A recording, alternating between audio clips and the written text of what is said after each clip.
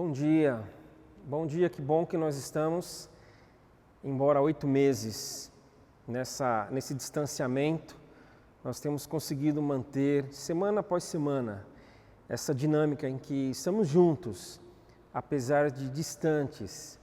Último domingo do mês de novembro, domingo que vem, dezembro já, nós temos programado, caso não haja nenhuma mudança no cenário da nossa cidade, no que se refere à questão da Covid, se nenhuma outra determinação municipal, estadual ocorrer, nós estamos programando alguns encontros presenciais da igreja em dezembro, pensando sobretudo por ser Natal. Independente desses encontros, que estamos ansiosos para eles, nós estamos tendo encontros de homens, mulheres, as crianças já tiveram o seu.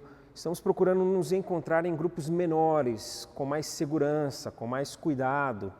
Mas se Deus quiser, se a situação não se modificar de forma, eu diria até drástica, oramos para que isso não aconteça, estaremos juntos em breve aí nas próximas semanas, inclusive para isso, para celebrarmos a vida, celebrarmos Cristo, celebrarmos o Natal. E hoje, mais uma mensagem, não é a última mensagem da série Crescer. A última mensagem da série Crescer será domingo que vem, no primeiro domingo de dezembro. Mas hoje mais uma mensagem desta série em que nós estamos entendendo que devemos dar mais alguns passos adiante, aprofundar algumas verdades, algumas realidades diante de nós, olhando com outros olhos, por outros ângulos, tentando dialogar com aquilo que não é tão comum a nós, aquilo que nós trazemos para a igreja como mensagem do Senhor, é aquilo que nós entendemos que o Senhor está querendo falar a nós, diante daquilo que nós estamos vivendo. É observando o rebanho, observando a vida que vivemos, no mundo em que estamos, é que Deus faz brotar no nosso coração aquilo que a gente entende que Ele quer que preguemos. E hoje eu vou falar em João, capítulo 8, Evangelho segundo João, no seu capítulo 8, versículos 31 e 32. Eu vou pontuar um pouquinho do contexto anterior, ao 31 e 32, e também do contexto posterior a esses dois versículos. Antes do 31, João 8, Jesus está falando ali aos judeus, boa parte ali da liderança do povo judeu na época, e ele diz da sua relação com o Pai. Ele fala, eu vou embora e eu vou para um lugar para onde vocês não podem ir juntos comigo. O pessoal até fala, será que ele vai se matar? Será que ele vai morrer? Ele vai tirar sua própria vida? Porque ele vai para um lugar para onde nós não podemos ir? E ele está falando ali da volta para o Pai. E o final, no 30, diz assim, muitos que ouviram dizer estas coisas creram nele. Aí o 31. Jesus disse aos judeus que creram nele, vocês são verdadeiramente meus discípulos se permanecerem fiéis a meus ensinamentos. Então conhecerão a verdade e a verdade os libertará. E aqui ele continua falando, os judeus ali começam a questionar, como que nós seremos libertos se nós nunca fomos escravos? Nós somos filhos de Abraão. E Jesus fala, todo aquele que pecou se tornou escravo, e se vocês fossem de fato filhos de Abraão, vocês não tentariam me matar. É o que já estava acontecendo aqui nesse momento. A liderança querendo pegar Jesus e matar Jesus. E Jesus, a conversa começa a ficar muito dura. Ele fala, na verdade o pai de vocês é outro. O pai de vocês é o diabo, o enganador, o mentiroso, o pai de toda mentira. E aí, diante do que Jesus fala, eles dizem que Jesus está endemoniado, de que ele está possuído. Até que no final do capítulo 8 diz assim, Jesus respondeu, eu lhes digo a verdade, antes mesmo de Abraão nascer, eu sou. Então apanharam pedras para atirarem Jesus, mas ele se ocultou deles e saiu do templo. Mas voltando aqui para os versículos 31 e 32, em que ele diz que, conhecendo a verdade nos libertaria. A ligação entre verdade e liberdade é uma ligação direta aqui. Até então eles conheciam as leis, eles conheciam os ritos e sacrifícios, eles conheciam os cerimoniais de todo tipo. Então Jesus fala, vocês ao conhecerem de fato a verdade é que irá libertá-los. Porque nada disso, nenhum sistema, e não era pequeno sistema sacrificial, libertou eles. Mas então aquilo que foi posto para eles como esse sistema, como esses cerimoniais, como toda a lei, tudo isso não era verdadeiro, já que não libertou? Não, eram verdadeiros sim, mas não tinham por fim libertar. O povo estava opresso no Egito, foi liberto pelo Senhor, liberto de leis opressoras, mas eles não ficaram livres de leis. Quando eles saíram da lei da opressão, Deus os colocou debaixo de uma outra lei.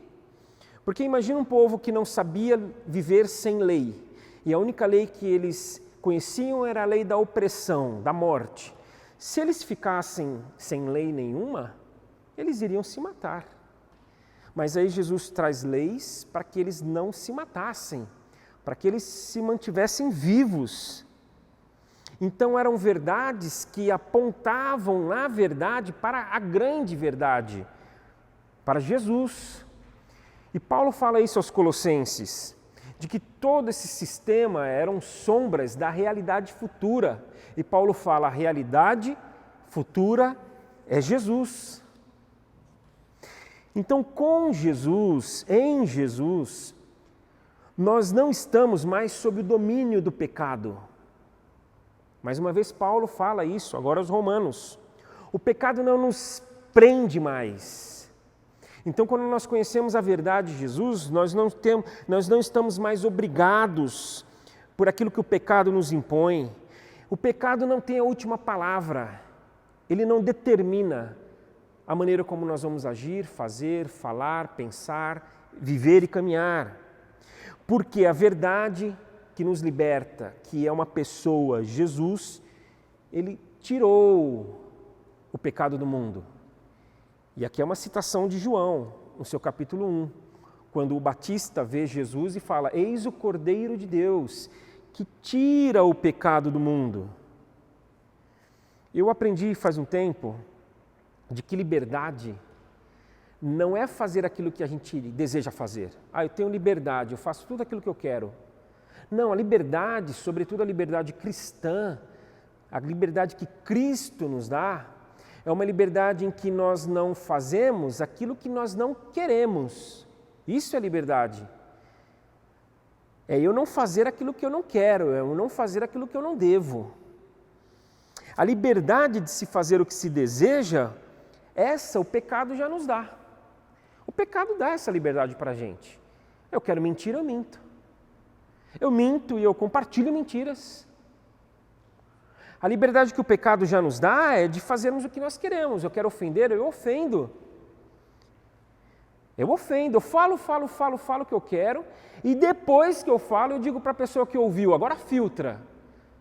A gente não coloca um filtro na nossa boca, a gente espera que o outro coloque o filtro no ouvido dele, porque eu tenho a liberdade de falar o que eu quiser. Liberdade de roubar. Eu roubo e ainda digo que não roubei, ou eu roubo e digo que eu não sabia. Bater na companheira, escravizar menores, destruir a criação do Senhor. Tudo isso, o pecado nos dá essa liberdade. Matar, viver de forma indiferente, junto àquele que é diferente da gente, mas libertos pela verdade de Jesus, nós podemos sim, se não quisermos mentir, não mentir. Porque essa é a liberdade, de não fazermos aquilo que nós não queremos. Nós temos essa liberdade, essa condição de não ofender, de guardarmos a ofensa. Essa condição de cuidar da natureza. É difícil, dá trabalho. Às vezes naquilo que é mais próximo, né? Mais imediato, mais ao nosso alcance. Vamos fazer ali a separação do lixo, coleta seletiva. Eu tento lá em casa, gente. E aqui eu não estou falando para mim, porque isso é muito simples, isso é muito pouco. Mas eu estou lá tentando, às vezes vai alguém em casa, quer ajudar lá na hora que a gente acabou de almoçar, de jantar, e a pessoa vai e mistura, não sabe que em um recipiente não era para colocar o orgânico, aí fica aquela bagunça, aí dá trabalho, mas é possível. É possível nós convivermos com o diferente, é possível, nós fomos libertos para isso. Você não precisa concordar com todo mundo, mas é possível conviver e caminhar com todo mundo, porque o diferente muitas vezes não é nem errado, só não é igual. Então nós temos essa liberdade, e esse texto aqui ele é tão precioso, que a verdade aqui contida, ela é tão reveladora, que Jesus revela a verdade a respeito de nós mesmos, do que existe em nós, de quem nós somos. Faz parte da libertação, nós sabermos quem nós somos. Alguém já disse que nós precisamos responder 3 perguntas na vida. A primeira delas é: quem os outros pensam que você é? A segunda pergunta é: quem você pensa que você é? E a terceira pergunta é: quem você de fato é? E a verdade, quando conhecida por nós, ela revela a nossa verdade também, para que nós sejamos libertos também. E é muito interessante porque a história fala que a Bíblia conta que no futuro, um dia, quando estivermos face a face com a verdade, Cristo, muitos vão falar assim: mas Senhor, eu expulsei demônios em Teu nome, eu curei, eu profetizei, eu fiz e acontecia em Teu nome. E Jesus vai falar o seguinte: eu nunca vos conheci, vocês praticaram a iniquidade, vocês fizeram o que era errado, vocês pensaram somente em vocês, eu nunca vos conheci. A importância de nós nos conhecermos, a importância de nós nos tornarmos conhecidos para o Senhor, porque a mentira, ela é prisão, e a verdade é libertação. E a briga, também aprendi isso já faz uns bons anos, não é por poder. O mal está vencido, a morte foi vencida. Então não é o poder que está em jogo, mas é a verdade. Essa é a briga que está sendo travada. E eu já compartilhei isso com a igreja algumas vezes, e sempre que eu compartilhei, eu usei como exemplo Pelé, mas em homenagem ao Maradona, falecido essa semana. Eu vou usar ele como ilustração. É como se eu quisesse disputar uma vaga no time junto com o Maradona. Não dá. Eu não sou nenhum perna de pau, mas estou muito longe de ser um Maradona da vida. Então o que eu faço? Eu não posso, não tenho esse poder. Eu minto. Eu chego para o técnico e falo: técnico, o Maradona não é isso tudo não. O pessoal está falando muito, mas não perde seu tempo vendo não. Olha, ele não está muito bem não, está meio indisposto. E aí eu começo a tentar mentir, a faltar com a verdade, porque essa é a única briga que eu consigo ter. Porque poder eu não tenho. Ele tem condições, eu não tenho. De maneira que aqui fica muito claro nesse texto, no contexto anterior ao 31 e 32 e ao posterior até o final do capítulo 8, de que existe a mentira, de que existe a verdade, de que existe o diabo e de que existe Jesus, de que existe a morte e de que existe a vida, de que existe a prisão e a libertação, a escuridão e a liberdade.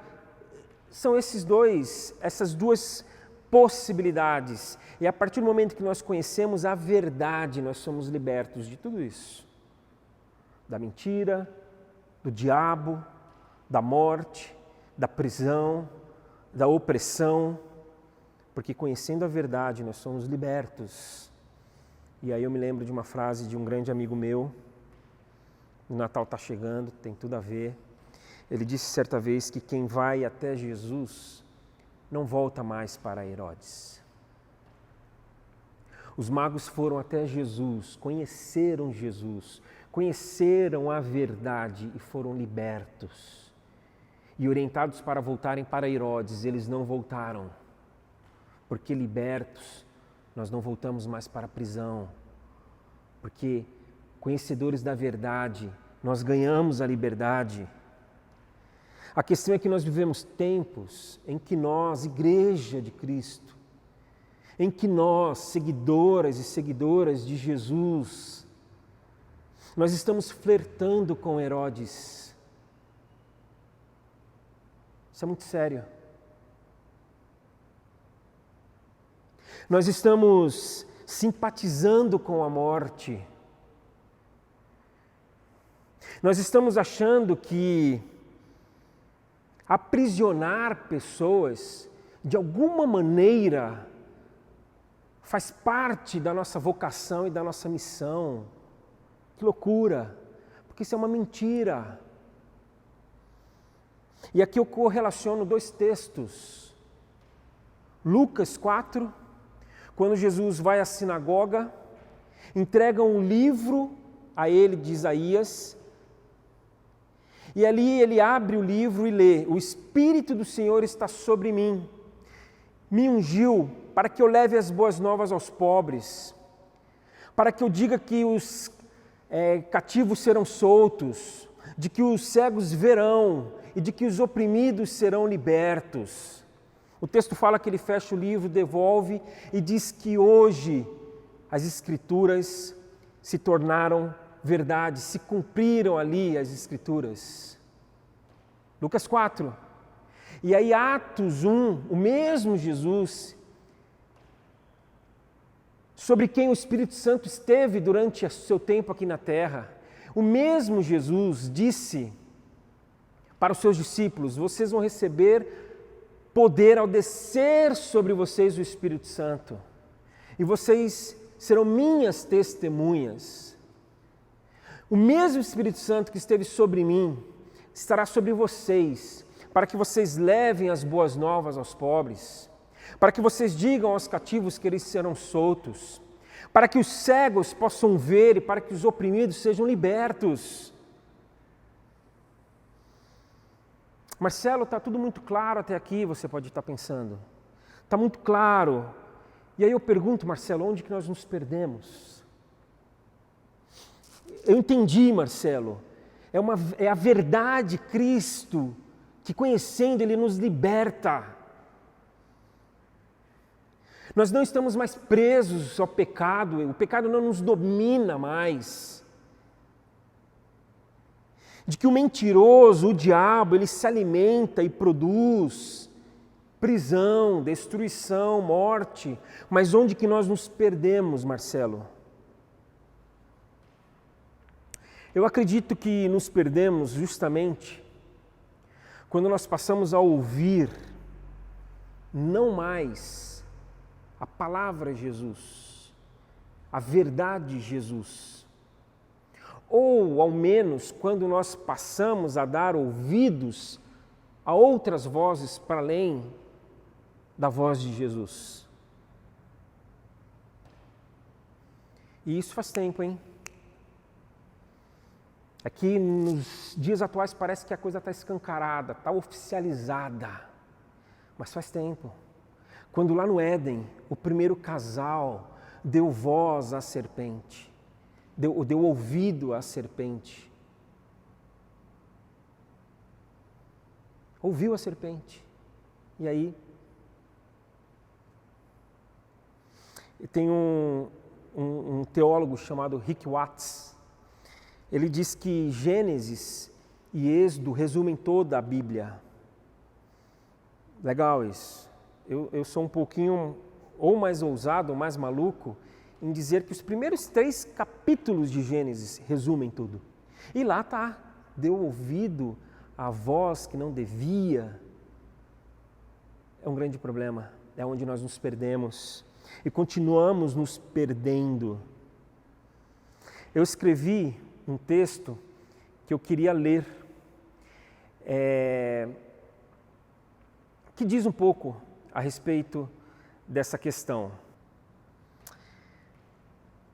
É um texto que possivelmente alguns tiveram acesso a ele, mas por nem todos, certamente, eu aproveito e leio aqui. O título é Sempre. Entre Jesus e o que um político fala, fique com Jesus. Entre Jesus e o que uma celebridade faz, fique com Jesus.